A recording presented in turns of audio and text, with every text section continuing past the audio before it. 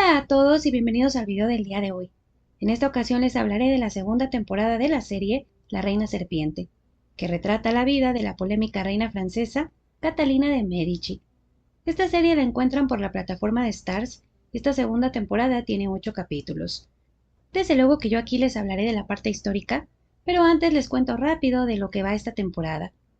La trama arranca en el año 1572, es decir, 10 años después de lo que vimos en la primera temporada. Aquí tenemos al segundo hijo de Catalina como el rey Carlos IX de Francia. Él es un adulto, pero tiene carácter débil y siempre se está peleando con su hermano menor Enrique de Anjou, quien en cambio es autoritario, fuerte y más independiente. Mientras sus hijos están peleando, Catalina es quien gobierna Francia, lo que no es nada fácil, porque han surgido nuevos enemigos que amenazan a Catalina, como los Borbones, otra rama de la familia real francesa, que son protestantes y que amenazan con quedarse el trono de Francia, ya que los hijos de Catalina ni están casados ni tienen herederos legítimos. Además, la rivalidad entre protestantes y católicos cada vez se hace más agresiva en Francia. Hay muchos ataques de ambos bandos.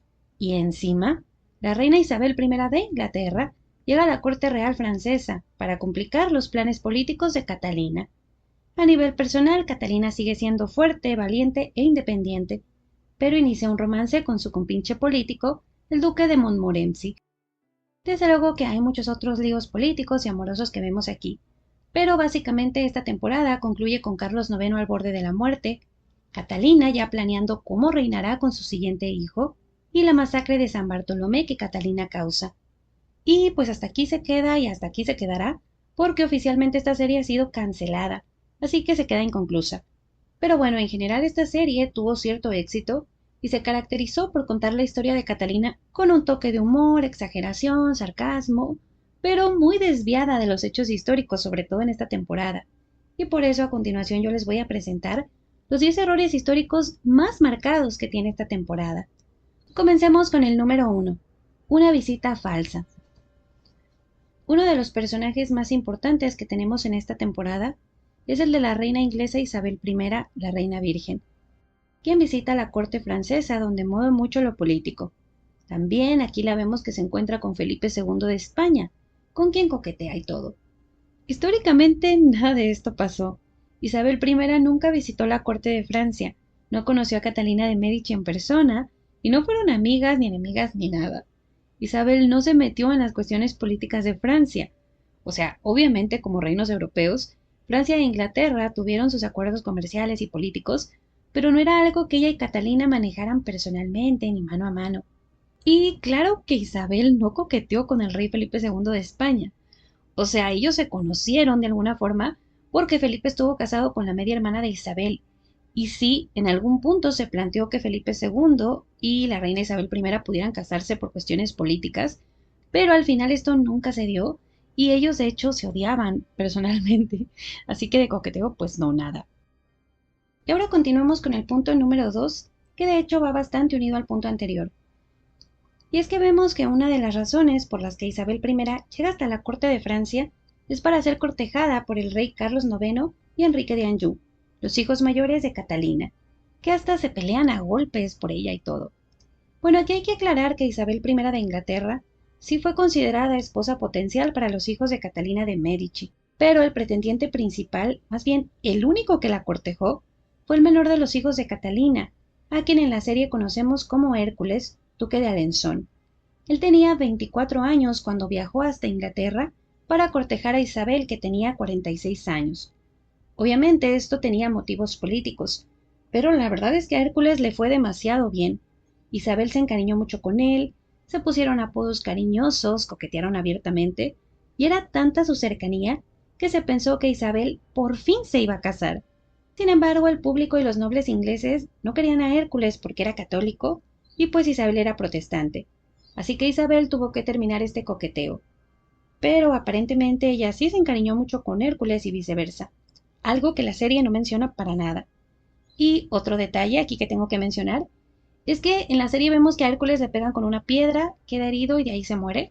Y pues la verdad es que no, más bien en la vida real lo que pasa con Hércules, que de hecho se cambia el nombre a Francisco, pero bueno, lo que pasa con él al final es que él muere durante alguna batalla, él tuvo muchos tropiezos políticos y pues termina muriendo, pero a causa de heridas de guerra. Así que pues su historia y su final es completamente distinto. Y continuamos con el siguiente punto, una amistad inexistente. En esta segunda temporada, Diana de Poitiers, la antigua rival de Catalina de Medici, reaparece, pero esta vez Catalina y Diana crean una especie de alianza, reconcilian sus problemas del pasado y Diana hasta participa en ciertos aspectos de la familia real y la política, todo a favor de Catalina, por supuesto. Históricamente, claro que esto es falso. Diana de Poitiers y Catalina de Medici no convivieron después de la muerte del esposo de Catalina, de Enrique II. Ellas ni siquiera se volvieron a ver, porque resulta que apenas muere Enrique II, Catalina, como la viuda legítima, pues echa a Diana de la corte, le reduce los ingresos y le quita un castillo muy importante. Así que Diana prácticamente queda exiliada, lejos de la vida pública y sin conexiones con la política. Realmente ellas nunca se reconciliaron ni se llevaron bien, ni nada. Además, Diana solo sobrevivió 7 años al rey Enrique II, o sea que para cuando pasan los eventos de esta temporada, Diana ya estaba muerta. Continuamos con el punto número 4. En la serie la princesa Margarita de Valois, la hija de Catalina, se enamora de Francisco, duque de Guisa, pero Catalina no está de acuerdo con esta relación y al final decide que Margarita se debe casar con Enrique, rey de Navarra. En la historia esto fue un poco diferente. Margarita y Francisco, duque de Guisa, no tuvieron ningún romance. De hecho, Francisco murió cuando Margarita apenas tenía 10 años en 1563. Más bien con quien Margarita de Valois tuvo un posible noviazgo fue con el hijo mayor de Francisco, Enrique de Lorena, duque de Guisa. Esta relación inició en el año 1570. Según testigos, cuando se descubrió todo, Catalina de Medici reaccionó muy mal, golpeando a Margarita y forzando a la pareja a separarse. Sin embargo, hay que aclarar que nosotros no sabemos qué tan lejos llegó esa relación. Usualmente se señala que habría sido nada más un noviazgo a distancia o un amor platónico más que una relación como tal, porque si tenemos en cuenta que Margarita estaba siendo vigilada muy de cerca, que era una princesa y que había todo un protocolo a su alrededor, pues sí es muy poco probable que tuvieran relaciones sexuales como menciona la serie, aunque pues no podemos estar seguros, no lo sabemos del todo. Ahora, otra cosa que hay que mencionar es que Enrique conspiraba contra la familia real, así que un matrimonio entre él y Margarita pues no era del agrado de Catalina, él no era lo que ella quería para su hija. Y al final a Enrique se le arregla otro matrimonio, porque la familia de él también tenía sus intereses. Y Margarita pues se termina casando efectivamente con el rey Enrique III de Navarra, aunque como ustedes ya sabrán pues eso no terminó muy bien. Así que respecto a este punto, pues hay que decir que sí, Margarita de Valois sí tuvo un amor imposible y trágico, pero no fue exactamente con este hombre que presenta la serie, que de hecho juega un poco, ¿no? Como con la diferencia de edades que habrían tenido y así, cuando en realidad Margarita y su supuesto novio Enrique Duque de Guisa, pues eran prácticamente en edades muy cercanas, eran casi de la misma edad. Pero pues no sé, la verdad, porque habrán cambiado un nombre por el otro, pero pues ahí está la diferencia. Digo, si es que creemos esta versión exagerada del noviazgo, pero bueno, ahora pasemos al punto número 5. En la serie nos presentan al rey Carlos V de España y a su hijo Felipe. Este último es sádico, psicópata y muy mala persona, pero queda en coma cuando un caballo le pega en la cabeza. Y mientras está inconsciente, Catalina aprovecha para hacer que su hija Isabel de Valois se case con él. Este creo que es uno de los cambios más raros que he visto en mi vida, porque primero que nada hay que decir que para ese momento Felipe no era príncipe, él ya era rey de España como Felipe II.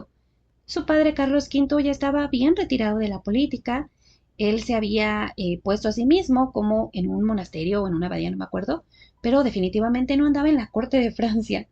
Además, desde luego que Felipe II ni era loco, ni era psicópata, ni nada de eso.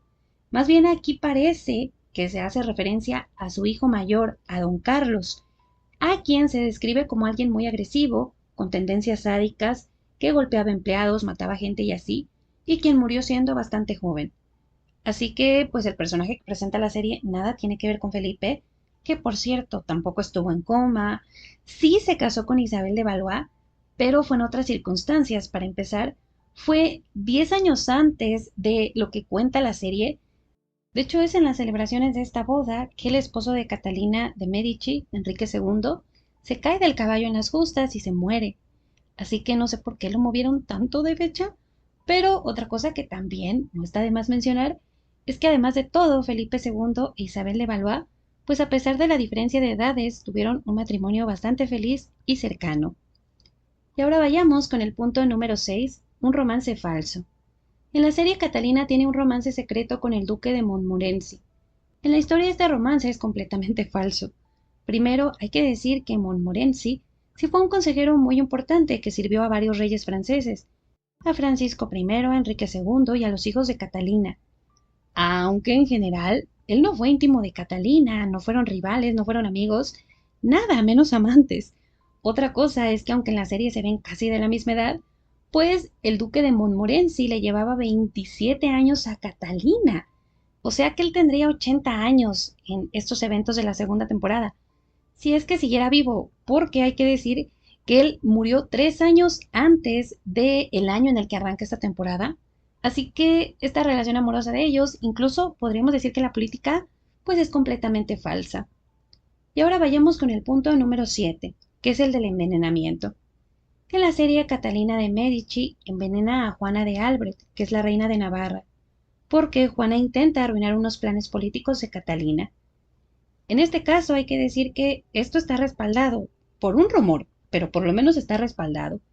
Y es que resulta que el 4 de junio de 1572 muere la reina de Navarra, Juana de Albret. Ella y Catalina, la verdad es que no se caían muy bien. Habían tenido diferencias políticas y religiosas muy fuertes. Pero, poco antes de la muerte de Juana, habían arreglado un acuerdo matrimonial para sus hijos. La hija Margarita de Catalina se casaba con el hijo de Juana, Enrique. Y esto había ayudado a limar asperezas entre ellas. Estaban en buenos términos, por lo menos en ese momento, y la verdad es que Catalina no ganaba nada matando a Juana en ese momento. Sin embargo, precisamente por la guerra religiosa de católicos contra protestantes, Juana era protestante, pues para atacar a Catalina con propaganda, se crea el rumor de que Catalina le envió unos guantes envenenados a Juana y la había matado. Sin embargo, la autopsia y los testimonios niegan esto. Más bien todo indica que Juana murió por causas naturales y que Catalina no tuvo nada que ver. Punto número 8. El medio hermano. Esta temporada nos presenta a Alessandro de Medici, el medio hermano ilegítimo de Catalina de Medici. Ella lo recibe en Francia y se vuelven unidos, pero Alessandro termina traicionando a Catalina y siendo asesinado. Históricamente, tal vez le sorprenda, pero Alessandro de Medici sí existió. No era negro, pero sí tenía la piel morena. En cuanto a su conexión con Catalina, pues hay que decir que la versión oficial cuenta que efectivamente Alessandro era un hijo ilegítimo de Lorenzo de Medici, que era el padre de Catalina. Sin embargo, los historiadores creen que en realidad esto solo fue una pantalla y que el verdadero padre de Alessandro era el Papa Clemente VII de la casa de Medici, quien no quería más mala reputación de la que ya tenía y ocultó a Alessandro, aunque le dio protección y el título de duque de Florencia. O sea, sabemos que Alessandro era un Medici legítimo, pero no está muy claro quién era su padre. En cuanto a su madre, se cree que era de origen africano y que se llamaba Simonetta, una mujer que fue protegida por los Medici. Ahora, independientemente de que exista una probabilidad de que Alessandro y Catalina sí fueran medios hermanos, primos o de alguna forma eran familia, pues lo que hay que tener muy claro es que Alessandro nunca convivió con Catalina de Medici. Él tenía cargos gubernamentales muy importantes en Italia. No andaba en Francia paseándose, no conspiró contra Catalina, no le robó dinero ni nada de eso. Más bien, él sí es asesinado, pero esto tiene que ver con un tema político de Italia.